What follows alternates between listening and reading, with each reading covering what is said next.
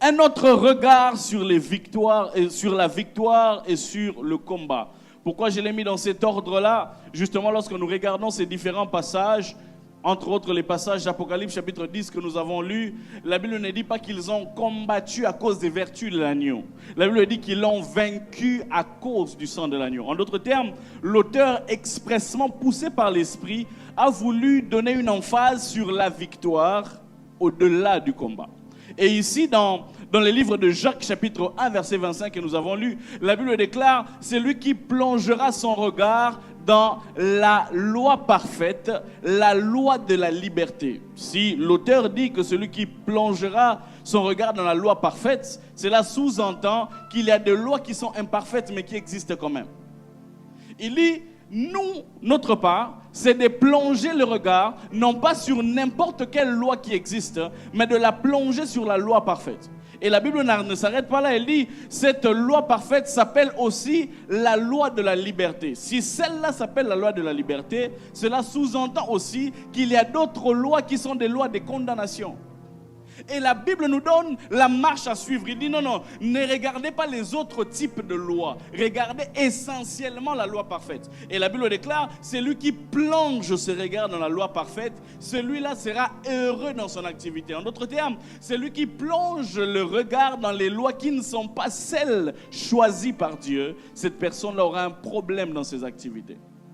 Alors aujourd'hui, j'aimerais que nous puissions jeter un regard, je ne dis pas un différent regard, mais un autre regard. Pourquoi un autre regard? Parce que c'est quelque chose qui est tous les jours dans notre champ visuel. Ici, je ne serai pas en train de dire des nouvelles choses qui descendent du ciel, non. Je serai seulement en train de répéter les choses que nous connaissons déjà, que nous vivons chaque jour, mais lorsque nous nous engageons dans le combat spirituel après observation, nous ne regardons pas ça de cet œil-là. J'aimerais que tu dises à ton voisin la loi parfaite et la loi de la liberté. Comme je le disais tantôt, si on doit choisir où plonger le regard, ça veut dire qu'il y a plusieurs options et plusieurs possibilités. J'aimerais commencer en disant ceci, c'est que le fait qu'il y ait plusieurs options des choses à regarder, le fait qu'il y ait plusieurs options sur lesquelles nous pouvons plonger notre regard, cela ne veut pas dire que nous sommes censés le faire.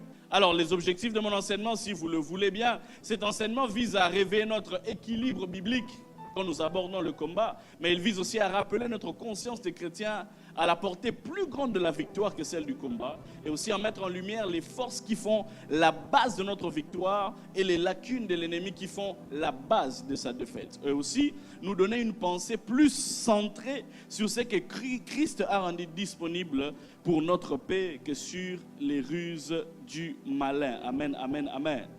Alors ici, j'aimerais commencer par mettre un équilibre. Il y a plusieurs écoles de pensée lorsque l'on parle du combat spirituel. Et je n'appartiens ni à l'un ni à l'autre d'ailleurs.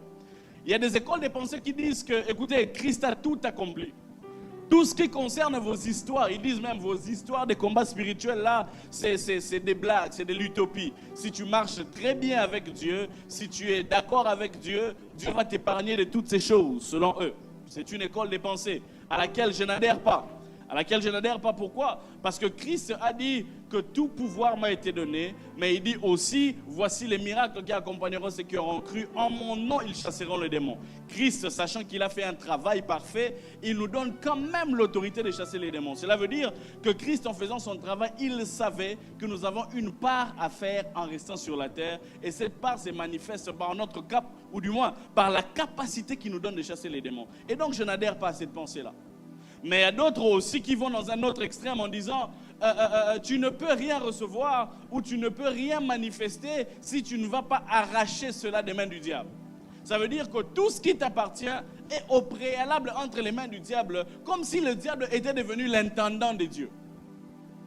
Le diable n'est pas l'intendant de Dieu. Il n'est pas celui qui gère les choses pour nous et nous sommes censés faire des pompages et l'avoir de ses mains. Non, il y a des choses que Dieu nous a données, plusieurs choses. Et la plupart des choses que Dieu nous donne, il nous l'a donné essentiellement par sa grâce lorsque nous avons cru.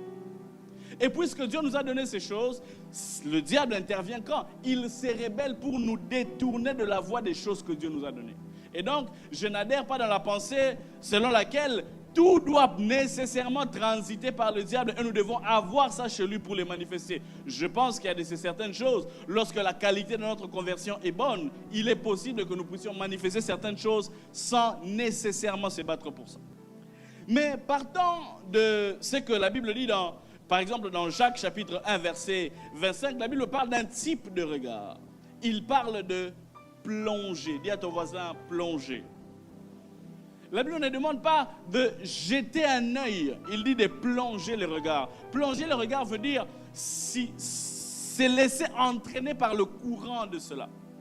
Être totalement imprégné de ces choses. J'aimerais dire à quelqu'un que plusieurs chrétiens aujourd'hui ne vivent pas la victoire dans le combat spirituel simplement parce qu'ils ne plongent pas leur regard. Quelquefois, ils jettent un œil. Il y a une différence entre jeter un œil et plonger le regard. Plonger le regard veut dire que cela est intentionnel et que cela est constant et continu. Aujourd'hui, nous avons une appréhension un peu plus grande des œuvres du diable, mais nous connaissons très peu les œuvres de Dieu. Et donc, nous allons naviguer dans ces choses-là par la grâce de Dieu. Amen, amen, amen. Alors, l'un des livres de la Bible qui contient le plus d'exemples et d'extraits en parlant des combats, surtout en termes personnels, c'est le livre de Psaumes. Le livre de Psaumes, dans son sein, contient beaucoup de choses, surtout certains psaumes de David. Il contient beaucoup de séquences où David parle de sa situation de combat. Il contient beaucoup de séquences où David parle de ce qu'il a été poursuivi, de ce que les méchants sont derrière lui. Et il parle aussi de beaucoup de délivrances que Dieu a accordées dans la vie de David. Ou du moins des autres psalmistes aussi, parce que David n'est pas le seul qui écrit. Mais ce qui m'étonne, c'est ceci. Dans le chapitre 1er des livres de Psaumes, qui va avoir une emphase très particulière sur différents passages que nous connaissons sur le combat, David a donné la marche à suivre. David dit, heureux l'homme qui ne s'assied pas en compagnie des pécheurs, qui ne marche pas en compagnie des moqueurs, mais qui trouve son plaisir dans la loi de l'Éternel, qui la médite jour et nuit. Cet homme-là est comme un arbre planté près d'un courant d'eau, qui donne du fruit en sa saison, dont les feuillages ne flétrissent point. Et la Bible ajoute en disant, tout ce qu'il fait lui réussit. Ça veut dire, David voulait dire ceci, écoutez, je vais vous parler de plusieurs épisodes de combats que j'ai eus. Je vais vous parler aussi de plusieurs victoires que j'ai eu à obtenir. Mais s'il y a une chose que vous devez connaître dès le commencement, c'est que toutes les victoires que j'ai dans le futur ont commencé par le fait que je me plais dans la loi de l'Éternel.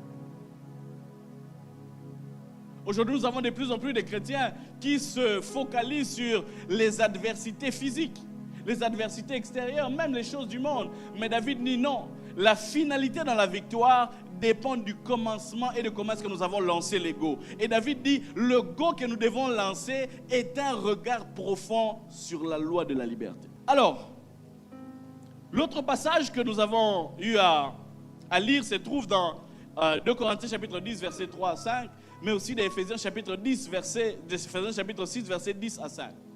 Ici, la Bible dit, mais nous ne combattons pas contre la chair et le sang. Je me suis toujours posé la question, pourquoi est-ce que l'apôtre Paul a voulu mettre cette emphase? Et en étudiant la Bible, j'ai eu à découvrir quelque chose. C'est que l'apôtre Paul mettait cette emphase pour différencier les combats dans l'ancienne alliance et le combat dans la nouvelle alliance. Dis avec moi le combat dans l'ancienne alliance et le combat dans la nouvelle alliance. Si vous êtes lecteur de la Bible, vous allez remarquer avec moi une chose. Dans l'ancienne alliance, Dieu marchait essentiellement avec un peuple, avec le peuple d'Israël. Et lorsque tu regardes les dieux invisibles, le Dieu spirituel qui marchait avec Israël, tu vas te rendre compte qu'Israël n'a pas eu à faire beaucoup de combats spirituels alors qu'il marchait avec un Dieu spirituel. Israël faisait des combats plutôt physiques, avec des ennemis physiques bien identifiés. N'est-ce pas que la première bataille d'Israël était contre Amalek? La Bible nous renseigne par exemple. Et Israël a eu à combattre beaucoup d'autres nations. Bien sûr, ils ont souvent eu la victoire. Mais nous pouvons remarquer que dans l'ancienne alliance, le combat spirituel a un caractère un peu plus physique. L'ennemi est connu. Nous avons des armes physiques et nous tabassons un ennemi physique. Mais ici, Paul est en train de mettre un équilibre. Il dit non, différemment des pères, différemment de l'ancienne alliance, nous n'avons pas à lutter contre la chair et le sang. Bizarre, Mais pourquoi tu mets cette base-là, apôtre Paul? Je lui pose la question. L'apôtre Paul me dit ceci. Dans l'ancienne alliance, les combats avaient pour finalité 3 ou 4 choses. La première des choses, c'était pour détruire les territoires de l'ennemi. Ça veut dire, lorsqu'on va combattre quelqu'un, on va pour détruire son territoire. La deuxième des choses, c'était pour détruire ses biens et les piller. La troisième des choses, qui est maintenant le côté spirituel, c'était pour détruire tout ce qui est temple et haut lieu. Voilà pourquoi, par exemple, on parle de l'histoire des juges dans la Bible. L'une des premières des choses qu'ils faisaient, par exemple, lorsqu'ils remportaient une victoire, Dieu leur demandait expressément de commencer par renverser les autels physiques des adversaires. Et plusieurs fois dans la Bible, nous allons voir, lorsque Israël perd des batailles, l'adversaire qui gagne contre Israël, il va détruire les temples, ou il va détruire les hauts lieux, et il va détruire le culte. Le combat avait un sens physique, mais il avait des connotations spirituelles. Mais ici, l'apôtre Paul nous dit non, nous ne luttons plus contre eux, nous luttons différemment. Mais j'aimerais donner une base importante à savoir, c'est que le combat dans l'ancienne alliance nous enseigne plusieurs choses des combats dans la nouvelle alliance. La première des choses, c'est que l'objectif n'était pas seulement de faire du mal à l'ennemi. L'objectif, c'était de sacrifier ou de faire du mal au Dieu de l'ennemi. En d'autres termes, lorsque les différents peuples attaquaient Israël, l'objectif n'était pas d'abord de faire du mal à Israël. L'objectif, c'était de blasphémer contre leur Dieu. Et dans la nouvelle alliance, c'est exactement la même chose dans son sens spirituel. Si le diable te combat, son objectif n'est pas de te faire manquer les mariages d'abord. Son objectif n'est pas de te faire manquer les enfants ni l'argent. Son objectif est d'abord de faire insulter le nom de Dieu dans ta vie, premièrement. Et deuxièmement, de te retirer l'aspect du culte. Et donc, si on se focalise sur le combat spirituel, comme seulement les moyens pour atteindre nos buts physiques, nous ratons cela. Le combat spirituel est un moyen d'élargir les royaumes de Dieu. Alléluia. Alors, nous devons avoir un autre regard. Le regard est celui-ci. Si Christ ne s'investit pas en nous ou ne met pas de manière disponible pour nous une certaine victoire, c'est son nom qui sera blasphémé dans les nations. Et si nous sommes des enfants de Dieu qui portons le nom de Dieu et nous sommes défaits toutes les fois par l'ennemi et par le diable, c'est le nom de Dieu qui est blasphémé. Et donc, la portée du combat spirituel va au-delà de mon simple mariage, va au-delà de mon simple travail, ça va au-delà de mes simples diplômes, bien que le diable attaque ces choses, mais ça va bien au-delà, ça attaque même la réputation de notre Dieu. Et donc, l'objectif pour nous de vaincre dans le combat, ce n'est pas seulement de garder les choses que Dieu a prévues pour nous. Non, c'est aussi de garder la réputation de Dieu sur nous. Mais la deuxième des choses, c'est aussi de préserver notre espace de culte. L'une des premières des choses que les combats font, il nous vole l'expression de louange et de l'adoration. Je ne dis pas que c'est ça la réponse que nous devons avoir, mais plusieurs fois, nous nous retrouvons en train de passer moins de temps dans l'adoration, contempler la grandeur de Dieu. Nous sommes en train de vouloir régler les problèmes. Ça veut dire que l'objectif n'est pas que nous puissions manquer ces choses. L'objectif, c'est qu'en manquant ces choses, nous puissions manquer les buts qui est communier avec Dieu. Tu vois maintenant que le regard est différent. Ça veut dire lorsque tu es dans un combat, avant même que tu n'obtiennes une victoire manifeste, tu dois comprendre, non, l'objectif de ce combat, c'est de faire tomber les lieux secrets. Alors je me focalise sur le lieu secret d'abord. Voilà pourquoi les psalmistes pouvaient dire, quand j'écris loué soit l'Éternel, je suis délivré de mes adversaires. J'aimerais dire à quelqu'un qu'en cette semaine, ton focus sera essentiellement sur les cultes et il va se charger du reste. L'autre chose qui caractérisait les combats dans l'Ancienne Alliance, c'est que lorsque les combats s'est passés dans l'Ancienne Alliance, on réduisait les peuples en esclavage. Lorsqu'on réduisait les peuples en esclavage, cela veut dire ceci. Cela veut dire qu'ils ont autre personne à obéir que Dieu. Ils ont autre personne à qui se soumettre que Dieu. J'aimerais dire à quelqu'un que lorsque le diable attaque ta vie, il a besoin que tu puisses commencer à obéir à cette maladie-là. Ça veut dire lorsque ta maladie te fait tellement mal à l'estomac, lorsqu'on décrète 2 jours de jeûne et prière, tu ne peux pas jeûner. Tellement on a besoin d'acheter pour l'église, tu ne peux pas donner.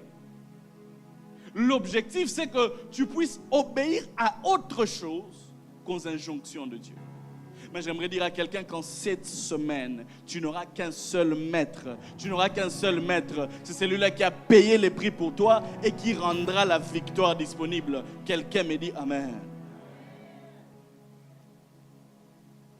Alors j'aimerais dire ceci, c'est que le genre de sacerdoce dans lequel tu es, ou le genre de grâce, ou le genre d'onction dans laquelle tu crois, détermine le type de combat que tu as. Détermine grandement le type de combat que tu as. Ici, les enfants d'Israël étaient fortement attaqués par plusieurs nations. Pourquoi? Parce que c'était la nation qui avait reçu la révélation de l'Éternel. Et l'une des choses que le combat voulait faire, comme je le disais tantôt, c'était pour les détourner de cette voie de l'Éternel. Voilà pourquoi lorsque les combats viennent, tu as du mal quelquefois à venir au culte. Tu as du mal à servir au département. Tu commences à voir un peu la clarté. Hein? Tu n'as tellement pas d'argent, tu habites tellement loin que tu commences à trouver des excuses pour ne pas venir à l'église. Le combat, lorsqu'il vient, l'objectif, c'est de te déconnecter de ton sacerdoce. J'aimerais dire à quelqu'un qu'en cette semaine, tu auras tous les moyens à ta disposition pour servir le Seigneur et pour le servir fidèlement. Vous savez, les patriarches de l'Ancienne Alliance, pour la plupart, ils étaient bergers.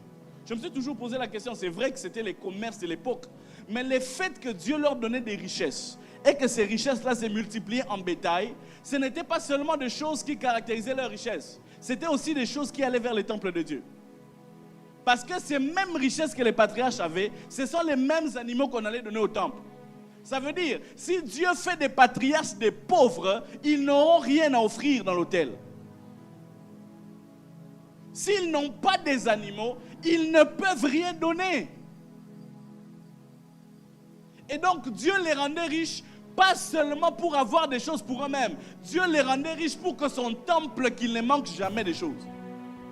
Le diable ne t'attaque pas pour toi. Parce qu'il sait que quand tu auras l'argent, avec le cœur que Dieu t'a donné là, tu vas donner dans l'œuvre de Dieu, on va gagner les nations. Voilà pourquoi il combat certaines personnes pour ne pas avoir ces moyens financiers. Excusez-moi de tourner autour de ces choses. Parce qu'il sait qu'une fois que tu l'as, c'est le nom du Seigneur qui sera glorifié. Mais j'aimerais dire à quelqu'un qu'en cette semaine, tout ce qui était fermé, tout ce qui était bloqué, tout ce qui ne marchait pas, la main du Seigneur va ouvrir. Non seulement que tu en auras pour toi, la Bible déclare que tu en auras assez pour subvenir à tous tes besoins, mais tu en auras aussi assez pour toute bonne œuvre. Quelqu'un me dit Amen. Alors, les focus du combat spirituel dans l'Ancienne Alliance, c'était de détruire les choses physiques, mais ces choses physiques étaient des moyens de communier avec Dieu. Mais dans la Nouvelle Alliance, l'objectif reste le même, mais dans un autre sens. L'objectif, c'est de toucher aux choses qui te permettent de te connecter avec Dieu. Et la principale chose qui te permet de te connecter avec Dieu dans la Nouvelle Alliance, c'est ton cœur. Il y a un passage qui me fait toujours mal dans la Bible. Jésus-Christ, dans Matthieu 24, parlant des signes de la fin de temps, il dit que l'iniquité se sera tellement accrue que la charité du plus grand nombre se refroidira. Et l'objectif du diable, c'est vraiment ça, que les mal puissent s'accroître pour que les gens fassent de moins en moins du bien. L'objectif, c'est lequel? C'est que nos cœurs se détournent des valeurs que Dieu nous a données. Aujourd'hui même, dans nos familles, attends, au Kabela Moutoumou, comment compliqué? Oh, ok, travailler, bon. Moi, je n'ai pas peur de ces choses-là. Mais on connaît des exemples de personnes qui ont donné l'argent de bonne foi. Mais on a travaillé ça aussi. Et donc, l'objectif ici, c'est que ton cœur soit détourné des valeurs du Dieu vivant. Mais j'aimerais dire à quelqu'un que dans toutes ces choses, tu es plus que vainqueur. Ton cœur ne se détournera pas des valeurs du royaume. Tu sauras discerner à qui donner, qui prendre dans ton véhicule, qui ne pas prendre. Mais ton cœur ne s'endurcira pas. Oh, comment le Coran m'a babattu. Et si donc dans l'Ancien Testament, la richesse était déterminée par les menus et les gros bétails et même avec de l'or, dans la Nouvelle Alliance, la plus grande richesse, c'est la qualité du cœur. Voilà pourquoi dans Proverbe 4:23, la Bible déclare « Garde ton cœur plus que toute autre chose, car c'est du cœur que jaillissent les sources de la vie. » Les plus grands trésors que nous puissions avoir en tant qu'enfants de Dieu, c'est d'abord un bon cœur. Je ne parle pas d'une bonne moralité, d'un bon cœur. Et les bons cœurs est les fruits de ce que Christ donne. La Bible déclare que je remplacerai leur cœur de pierre en cœur de chair. Si Christ voulait faire ces miracles dans notre cœur, c'est parce qu'il voulait que notre cœur de chair, notre cœur malléable, puisse être une plateforme pour le culte. Dieu n'a pas changé nos cœurs pour que nous fassions d'abord du bien. D'abord. Dieu a changé nos cœurs pour d'abord communier avec les divins. Car le type de cœur que nous avions avant ne pouvait pas communier avec lui. Et donc l'une des choses que le diable veut voler, c'est ta communion avec Dieu, nous allons le voir. Et la deuxième chose que nous allons voir, à part le cœur, c'est la pensée. Écoutez, si le diable arrive à obtenir ton système de pensée, vous pouvez chasser les démons aujourd'hui. Les démons partent, mais le système de pensée continuera à te retenir même quand le diable est parti. Et l'un des plus grands terrains de l'action du diable, c'est ta pensée. Voilà pourquoi, avant d'aller sur le front pour combattre les diables avec les armures spirituelles, commence d'abord par faire un filtrage au niveau de ta pensée. Car une pensée qui est pure te prédispose déjà aux choses de Dieu. Et ici, lorsque j'étais en train d'écrire cette partie, le combat à l'époque, c'était pour gagner aussi des territoires, pour extendre des territoires. Mais maintenant, c'est pour gagner les territoires de la pensée, car la pensée de quelqu'un est comme un territoire. L'objectif pour lequel le diable veut attaquer nos pensées, ta pensée et ma pensée, c'est de te rendre plus conscient des problèmes que des solutions. Ça veut dire qu'on est plus conscient des problèmes que des solutions qui sont disponibles. La deuxième des choses, te faire croire que Dieu est tellement loin et que tu dois faire des mécanismes pour le rapprocher. C'est ça la pensée du diable. La troisième des choses, c'est te faire voir le monde selon le diable. Et l'ultime chose, c'est que le diable pousse à voir toute ton attention. Voilà pourquoi Dieu, par exemple, en donnant sa loi, il dit que tu aimeras l'Éternel, ton Dieu, de tout ton cœur, de toute ton âme et de toute ta pensée. Pourquoi Dieu voulait dire cela? Il voulait dire, si ces trois aspects sont affectés par le diable, c'est difficile que cette personne puisse marcher avec moi. Vous savez ce que la Bible dit? L'homme et ce que sont les fruits de ses pensées. Alors lorsque j'arrivais dans cette partie, je disais, j'étais en train d'écrire et je me suis dit, ça, je vais faire les pasteurs de Deslandes. Ça, c'est vraiment le style du pasteur de Deslandes, ça m'est venu comme ça. Retenez ceci et écrivez ceci. Si tu donnes au diable ton attention, retenez ceci très bien. Si tu donnes au diable ton attention, il va te donner sa direction. Si tu donnes au diable ton attention, il va te donner sa direction. Et si tu acceptes sa version, il va te conduire dans la révision de ta rédemption. Je peux le dire encore? Si tu donnes au diable ton attention, tu es focalisé sur lui, il va te donner sa direction. Et si tu acceptes sa version des choses, il va te conduire dans la révision de la rédemption. Et si tu acceptes sa condamnation, tu vas te retrouver à la porte de la dépression, de la régression, et qui va te conduire à la frustration. En d'autres termes, ne donnons pas l'aspect ou l'espace au diable au travers de nos pensées. Alléluia. Le combat spirituel n'est pas d'abord un moyen pour arriver à ses propres fins. Le combat spirituel est un canal d'établissement et d'expansion du royaume de Dieu ou du royaume des ténèbres. Le combat spirituel n'a rien à voir d'abord avec toi et moi. Ça a tout à voir avec les deux mondes qui gouvernent l'univers. Alors, puisque c'est une bataille des systèmes de pensée, j'aimerais parler de quelques fausses pensées dans le combat. Vous savez, le diable est spécialiste. Lorsqu'on parle, par exemple, en temps de guerre, on parle de ce qu'on appelle la désinformation. N'est-ce pas? Vous entendez parler de ces termes-là, la désinformation. Aujourd'hui, dans les réseaux sociaux, on entend par exemple l'expression « le poison rwandais ». Ça veut dire qu'il manipule les informations pour que vous puissiez croire une certaine chose qui ne l'est pas, au fait. Et notez avec moi qu'il y a quelques fausses pensées dans le combat qui ne nous permettent pas d'avoir la victoire. Et ces vérités, ou du moins ces mensonges, viennent tout droit du diable lui-même. Le premier point dans ces quelques pensées, j'aimerais parler je l'ai intitulé comme l'illusion du Dieu Satan. C'est quoi l'illusion du Dieu Satan, Papa Francis? C'est que sans qu'on ne se rende compte, on a donné à Satan un côté entre guillemets divin. Il y a trois attributs principaux qui caractérisent Dieu. Les théologiens disent qu'il y a trois choses qui caractérisent Dieu, qui font de Dieu Dieu et qui font de lui au-dessus de tout le monde. Les gens disent que Dieu est omniscient, ça veut dire il sait tout, n'est-ce pas? Dieu est omnipotent, ça veut dire il peut tout. Et Dieu est omniprésent, ça veut dire il peut être partout au même moment. Mais l'illusion du Dieu diable ou du diable Dieu nous fait croire que le diable aussi a ses caractéristiques. Quelque part dans notre fond de la pensée, on est en train de croire comme si Papa Francis, que le diable voit tout ce qu'on fait. Non, le diable ne sait pas tout. La deuxième des choses, on a l'illusion de l'omniprésence du diable. Partout où je suis, il y a toujours des démons. Et la troisième des choses, on a l'illusion de l'omnipotence du diable. Ça veut dire quoi? Si le diable veut faire quelque chose, il le fera certainement. J'aimerais dire à quelqu'un ce matin, c'est faux. Parce que la Bible déclare, s'il eût connu la parole de Dieu, il n'aurait pas crucifié le Seigneur de gloire. La plus grande erreur que le diable avait fait, c'était de crucifier le Seigneur parce que c'était la fin de sa propre vie. Ça veut dire que notre ennemi n'est pas un ennemi au niveau de Dieu. Il n'est ni omniprésent, ni omnipotent, ni omniscient. J'aimerais dire à quelqu'un que lorsque nous nous engageons dans le combat, notre système de pensée sur notre source de victoire doit être clair.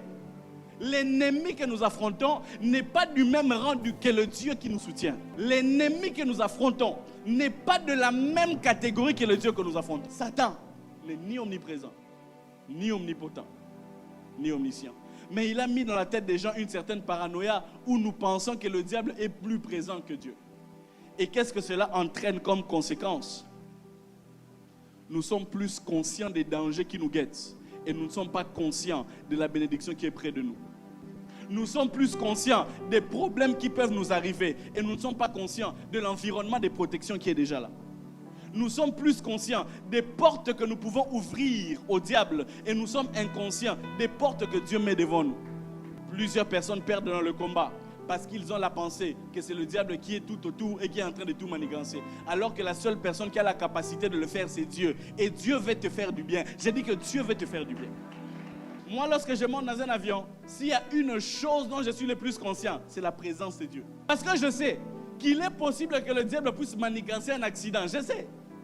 Mais je sais aussi, il est plus confortable de se reposer en Christ. Parce que pendant que les autres s'agitaient de vagues qui frappaient la barque, il y avait un monsieur qui dormait. Parce qu'il savait quelque chose. Dans les psaumes, il est dit, il enverra ses anges qui te porteront sur leurs ailes pour te garder, afin que ton pied ne heurte contre une pierre. J'aimerais dire à quelqu'un que la présence de Dieu est plus présente que le diable. Oh. Je dis toujours aux gens, parce qu'il y avait un moment de la vie, ni moi, ni ma mère, ni mon père, ni mes voisins, ni mes oncles, personne n'est prié. Il y a deux choses. Soit il ne peut pas tout faire, soit il ne sait pas tout. Parce que ce qu'il y a une période où il fallait 600 ans. Mais comme déjà raté un échec, comme il m'a raté là-bas, je suis déjà arrivé ici. Oh! Aboma qui était la libouma maman arrosoyote lelo. Aïe aïe aïe aïe. Il n'atteint pas tué Robado ba bière. On meli ba bière au kuma mutuko sali accidenté. Lelo ndeka oyo l'église mais arrosos et si l'illusion du Dieu diable. Le diable n'est pas Dieu. Seul Dieu est Dieu. Et aussi en poussant ma réflexion un peu plus loin, j'ai remarqué une chose. Que le diable n'ayant justement pas ces qualités-là, cela veut dire que il ne peut pas posséder tout le monde. Mais Dieu peut habiter dans tout le monde. Mais comme c'est un bon imitateur, il imite les systèmes de Dieu. Vous savez, dans l'Ancienne Alliance, il y avait 3 catégories de personnes qui recevaient l'onction. Dis avec moi 3 catégories. Il y avait les rois, il y avait les sacrificateurs et il y avait les prophètes. Et ces 3 corps permettaient à ce que la volonté de Dieu puisse s'installer dans une nation et dans le combat. Les prophètes, par exemple, prophétiser sur la pensée de Dieu par rapport au combat, l'extension du combat et comment est-ce que Dieu veut que nous puissions aborder cela. Le roi était le chef de l'armée, c'est lui qui dirigeait pour que nous puissions mener le combat. Et avec les sacrificateurs, c'était celui qui s'occupait du côté spirituel du combat. Et le diable a voulu copier le même système. L'objectif pour lui, c'est d'avoir le plus d'informations et d'étendre son œuvre. Le diable aussi a ses rois. Le diable aussi a ses sacrificateurs. Le diable aussi a ses prophètes. Pose-moi maintenant la question, qui sont-ils? Les prophètes du diable sont les célébrités. À chaque fois que le diable veut faire venir une pensée, il les fait passer par des célébrités. C'est ce qu'on appelle la tendance et la mode. Suis-je en train de dire que tout ce qui est de la tendance et de la mode est mauvais? Pas nécessairement. Mais c'est un moyen... Qu'est-ce que prophète veut dire littéralement? Prophète veut dire porte-parole. Voilà pourquoi tu vas voir plusieurs personnes qui ont des talents des chants, qui ont des talents dans le domaine des sports, vont dans l'occultisme. Vous savez pourquoi? Parce que ce sont eux les messagers du diable. C'est eux qui vont soutenir l'homosexualité que le diable veut. Le diable ne peut pas posséder tout le monde avec un esprit d'homosexualité.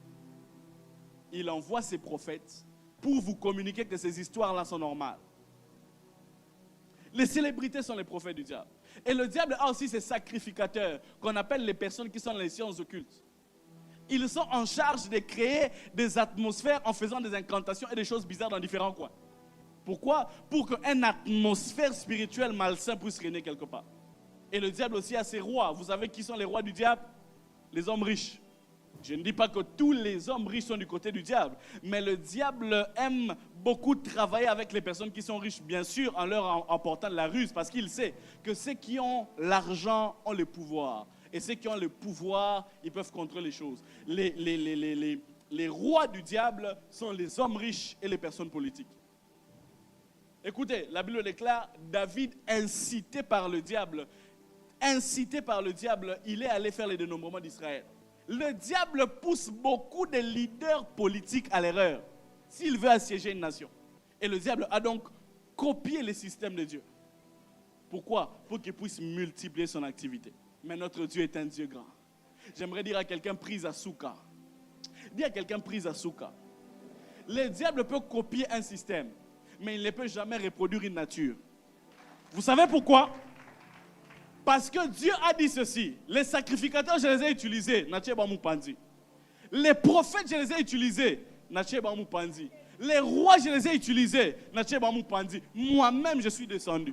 La Bible déclare que la parole a été faite chair. Aussi longtemps que le diable ne se fera pas chair, il ne peut pas reproduire sa nature.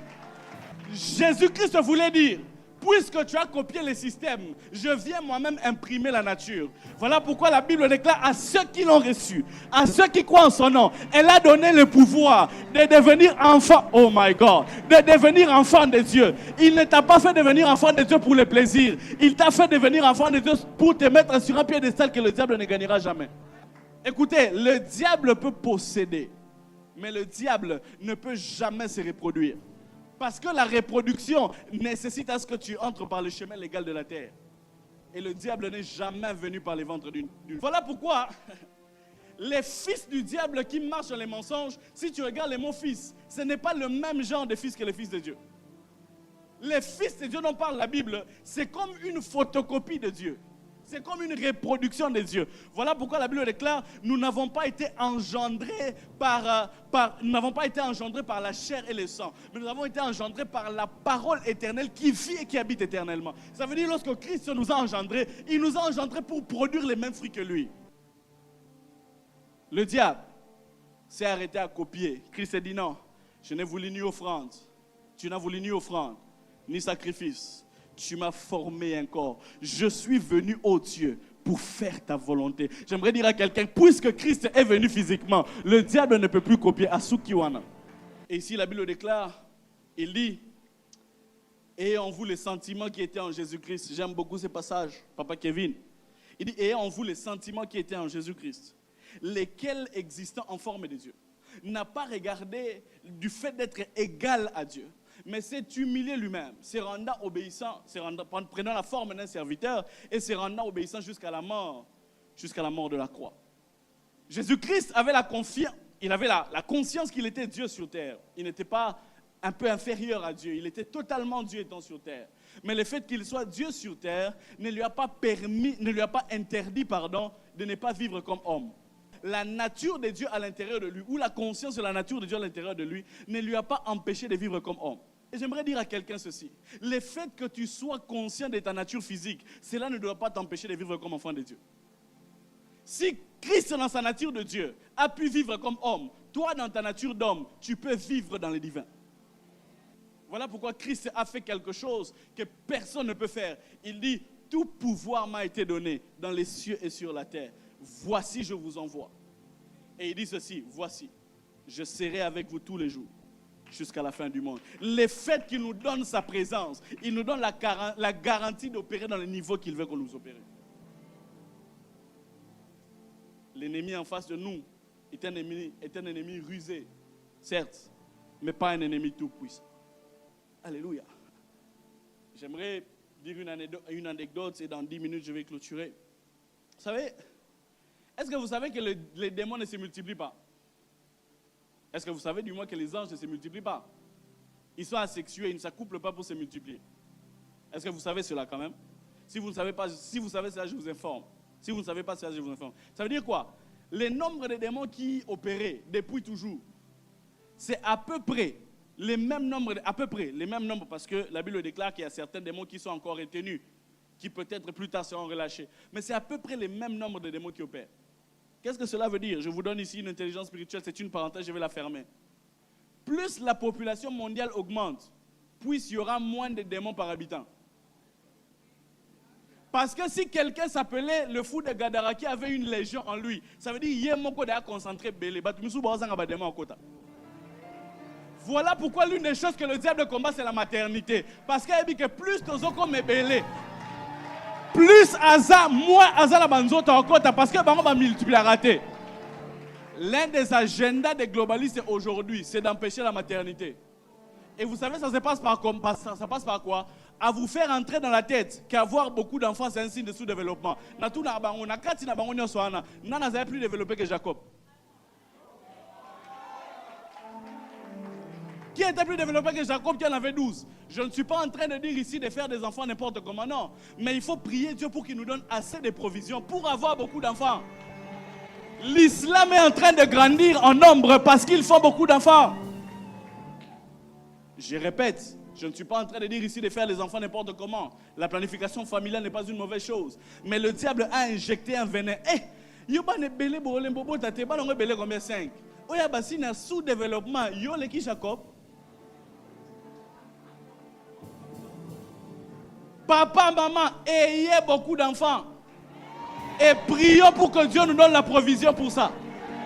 Il ne faut pas fuir de loin. Je ne fais pas des enfants parce que Dieu ne me donne pas. Mais tu n'as pas de foi. Est-ce que Dieu vraiment qui peut nourrir toute une nation ne peut pas nourrir tes 5 gosses? Je déclare au nom de Jésus, sous l'onction de notre Père, toutes les entrailles qui étaient fermées, que Dieu les ouvre. La Bible déclare, lorsque les justes se multiplient, le peuple est dans l'allégresse. Multiplions-nous. Les mamans me regardent et me disent, est-ce que je me mange, mi papa, tu me manges tout. Le diable insère cet agenda-là pour nous dire que vous savez, avoir beaucoup d'enfants, c'est mauvais. Non, ce n'est pas mauvais. Si c'était mauvais, Abraham allait être aussi mauvais. Abraham n'est pas mauvais, c'est l'ami de Dieu. Je ferme la parenthèse. Quelques vérités à garder et nous allons finir par là. Je ne vais pas déborder d'une seule minute. J'ai sauté plusieurs points, je vais choisir ce qui peut nous aider le plus.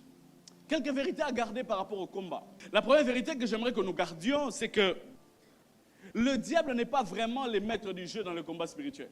Il a une grosse influence, je sais, mais il n'est pas vraiment le maître du jeu. Pourquoi j'ai dit ça, je vais m'expliquer. On a l'impression dans le combat spirituel que Dieu est un Dieu passif. Ça veut dire, le diable est tellement actif, il multiplie les choses. Regarde comment les vices sont en train de... Regarde comment la moralité est en train de se renverser. Regarde les œuvres du diable ici au monde. C'est vrai.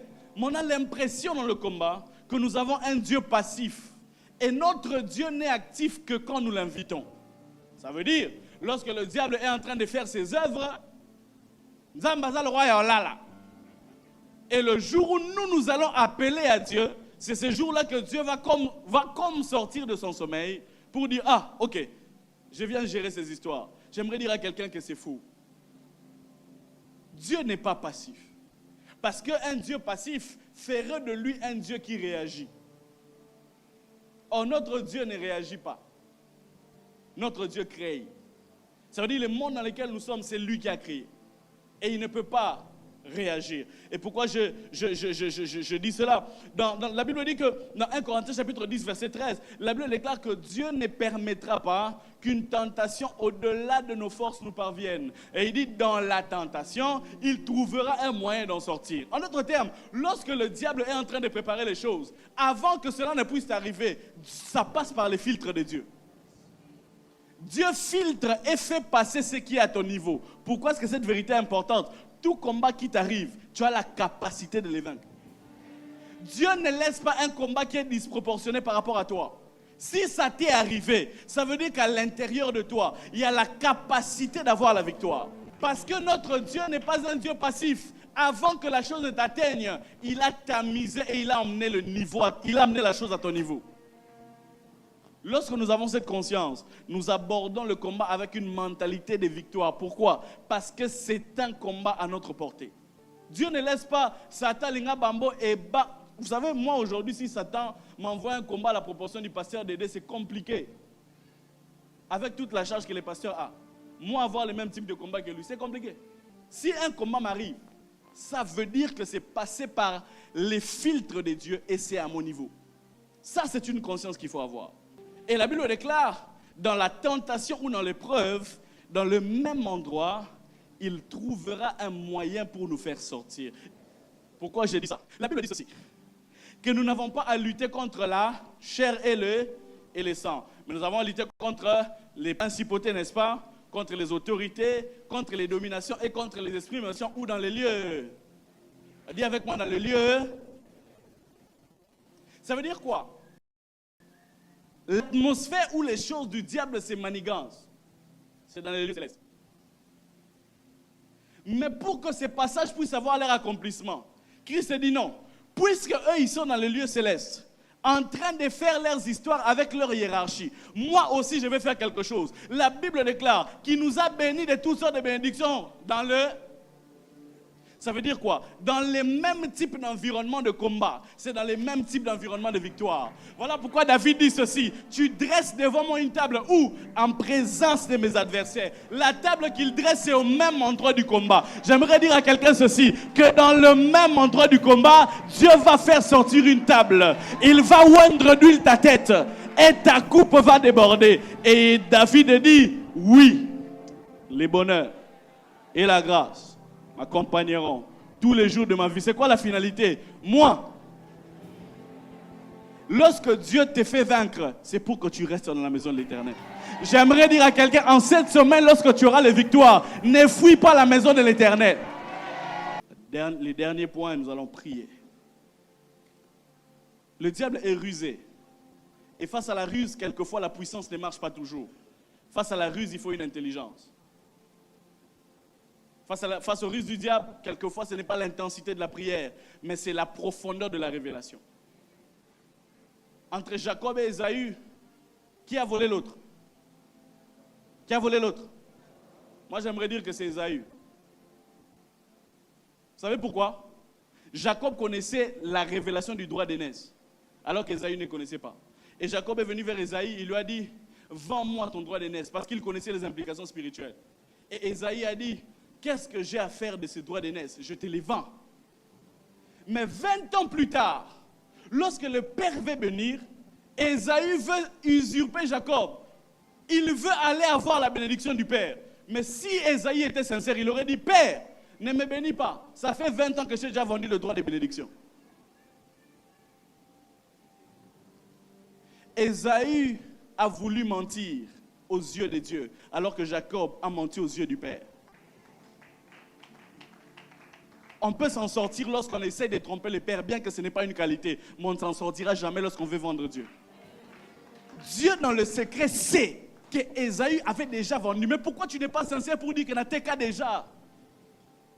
Face à la ruse du diable, l'intelligence spirituelle. Il y a certains combats qui sont gagnés parce que tu as l'intelligence de Dieu. Je prie qu'en cette semaine, lundi, mardi, jusqu'à dimanche, que Dieu te donne l'intelligence spirituelle.